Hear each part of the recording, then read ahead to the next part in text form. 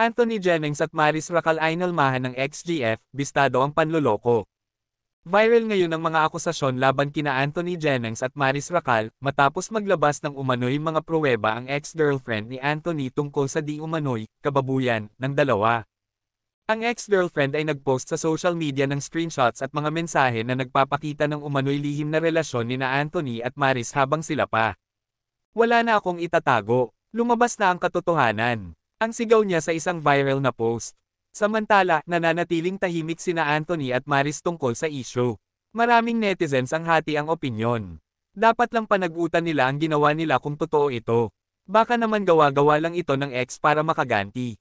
Abangan ang magiging pahayag ng dalawa tungkol sa kontrobersyang ito. Anthony Jennings at Maris Racal inalmahan ng XGF, bistado ang panloloko. Viral ngayon ang mga akusasyon laban kina Anthony Jennings at Maris Racal, matapos maglabas ng umano'y mga pruweba ang ex-girlfriend ni Anthony tungkol sa di umano'y kababuyan ng dalawa. Ang ex-girlfriend ay nagpost sa social media ng screenshots at mga mensahe na nagpapakita ng umano'y lihim na relasyon ni Anthony at Maris habang sila pa. "Wala na akong itatago, lumabas na ang katotohanan." Ang sigaw niya sa isang viral na post. Samantala, nananatiling tahimik sina Anthony at Maris tungkol sa issue. Maraming netizens ang hati ang opinyon. Dapat lang panagutan nila ang ginawa nila kung totoo ito. Baka naman gawa-gawa lang ito ng ex para makaganti. Abangan ang magiging pahayag ng dalawa tungkol sa kontrobersyang ito.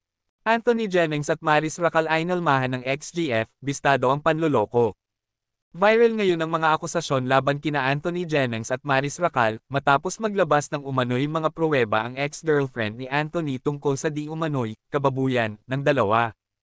Ang ex-girlfriend ay nagpost sa social media ng screenshots at mga mensahe na nagpapakita ng umano'y lihim na relasyon ni Anthony at Maris habang sila pa.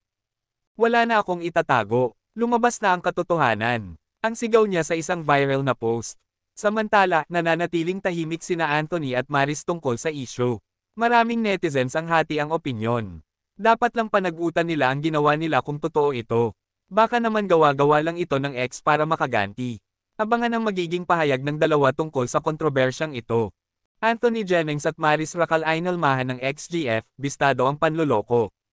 Viral ngayon ang mga akusasyon laban kina Anthony Jennings at Maris Racal, matapos maglabas ng umano'y mga pruweba ang ex-girlfriend ni Anthony tungkol sa di umano'y kababuyan ng dalawa. Ang ex-girlfriend ay nagpost sa social media ng screenshots at mga mensahe na nagpapakita ng umano'y lihim na relasyon ni Anthony at Maris habang sila pa.